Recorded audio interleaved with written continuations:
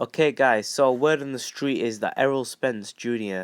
will be facing Chris Algieri next on a PBC card.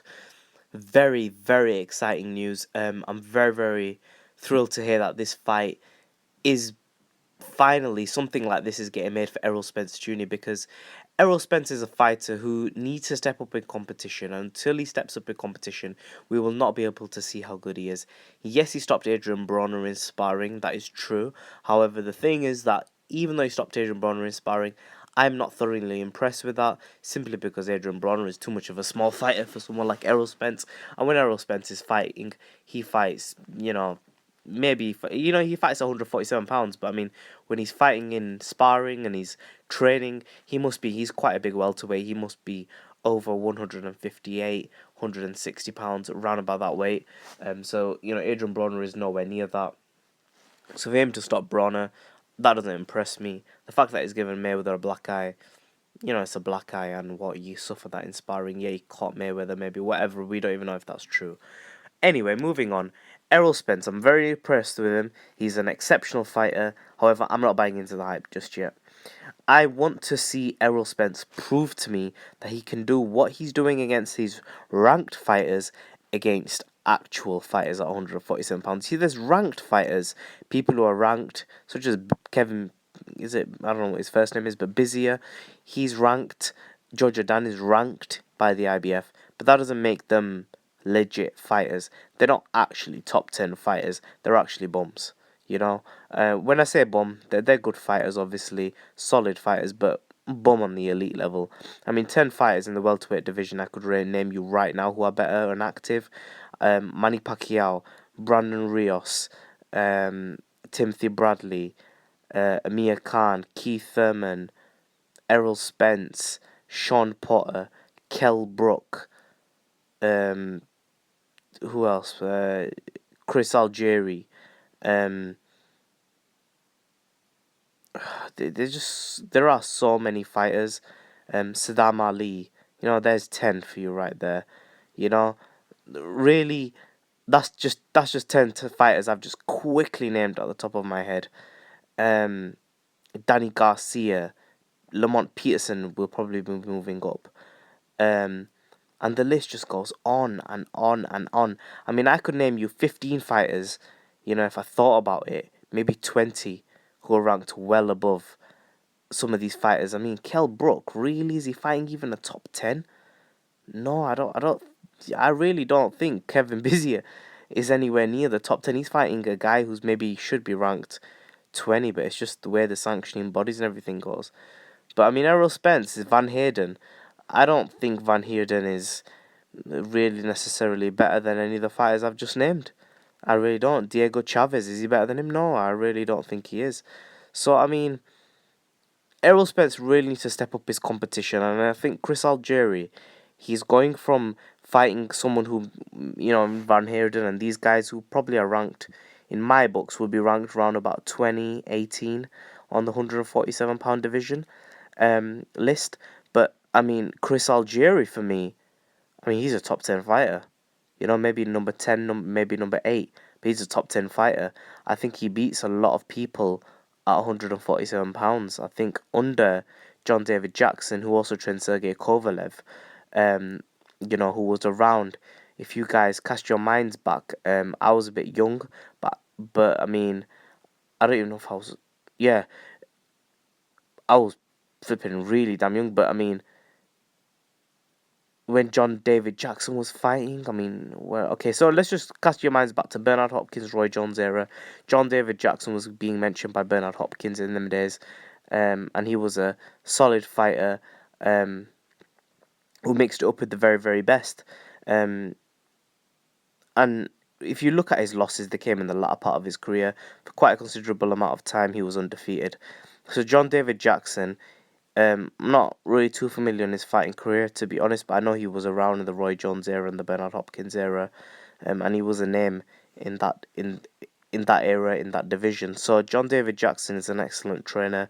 He's a proven fighter, and it doesn't necessarily mean that fighters know what they're talking about, but in the case of John David Jackson, we could see he's done a brilliant job with Sergey Kovalev, and he's a good trainer. the bottom line. So he's training Chris Algieri, and I really liked Chris Algieri and what he did in the Mia Khan fight. I developed some respect for him now. We had a little bit of beef on Twitter, but let's not get into that right now. Chris Algieri is a good fighter. I mean, I think prior to joining with John David Jackson, I think he was pretty rubbish, to be totally honest. I think Amir Khan would have annihilated him had he not joined up with John David Jackson. But because he joined up with John David Jackson, we saw a change in Chris Algieri's fighting style very quickly, and it's rare that you see that sort of quick change in a fighter. Which brings me on to the next thing. If this is Chris Algieri instantly, and he's given Amir Khan trouble, under John David Jackson and training very, very hard as Chris Algieri, he's been training. He's one of the fighters in the 147-pound division who is very, very hungry. I mean, the majority of these so-called stars in the 147 division are not as hungry as Chris Algieri. I mean, I'll be honest with you. I don't think Keith Thurman. I don't think Amir Khan. I don't think I don't think Kell Brook. I don't think any of these fighters are as hungry as Chris Algieri. I think Chris Algieri is probably in the top 3 to top 4 of the hungriest fighters in the 147-pound weight class at the moment. He's been training very hard. He's been training with John David Jackson. He's been refining his skills. He's been wanting to get his name up on top of boxing, not for money purposes, but for pride and for the love of the sport. That's a very dangerous thing. Very dangerous. So you hear people saying, "Oh, Errol Spence will stop Chris Algieri." Not necessarily. Chris Algieri, he's got experience. He's been in there with Ruslan Provodnikov. He's been in there with Manny Pacquiao, and he's been there with Amir Khan. You know, he gave Amir Khan a very good fight. And we saw his bond with his new trainer. It showed. It really showed. He had nice head movement. He was attacking. He was fast. He was a good aggressive fighter. I mean, am I expecting him to be able to beat Errol Spence? Let's not talk too much on that. But let's just say, I mean, it's just initial stages. The fight hasn't been made yet. But let's just say that Chris Algieri, at this moment in time, I think he's going to be a force to be reckoned with. It's going to be very difficult to beat Chris Algieri because of his mental fortitude and because of his dedication to the sport of boxing and training. You know, I think that's what's going to really make it difficult for Errol Spence. And Errol Spence likes to really load up on shots. He likes to attack the body. And people are thinking Errol Spence's punching power is going to be really tough and he's going to attack Chris Algieri's body. And Chris Algieri is not really chunky up in the midsection. He can't take a punch. He drops a lot, etc., etc., etc. And Spence will annihilate him. But I mean, one thing Errol Spence doesn't have is live fighting experience on the elite level, whereas Chris Algieri does. And that could really play an impact. And I think that Chris Algieri's camp he's got John David Jackson, one of the best trainers in the world, in his corner. I'm not sure who Errol Spence is trained by. I'm not sure if it's Eddie Mustafa Muhammad, who actually is a brilliant trainer as well. But I really don't know who's training Errol Spence, but I know he's been around in the Mayweather Boxing Club a lot. But we've seen the Mayweather Boxing Club is actually a very weak stable of fighters.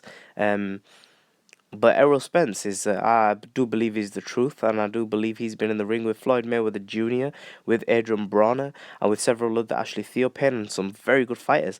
And I think that Errol Spence is a talent, and he's southpaw, and we have seen Chris Algieri get dropped multiple times by southpaws, but it's not just any southpaw he got dropped by, it was Manny Pacquiao. So, you know, but then again, Pacquiao didn't have many knockdowns up until that fight, and I'm not really sure. You know, like, Amir Khan came in very light. He dropped several times against Ruslan Provodnikov. So Chris Algieri's got the mental fortitude, but how good is his chin? Errol Spence will test these things first. Errol Spence has the amateur pedigree. Errol Spence has a very good sense of range. Errol Spence is a little bit heavy-footed, but he's not looking too bad recently. He has switched it up. Errol Spence is a very hard body puncher. Errol Spence is very good at blocking shots coming, and he's quite an accurate fighter. However, he does get hit.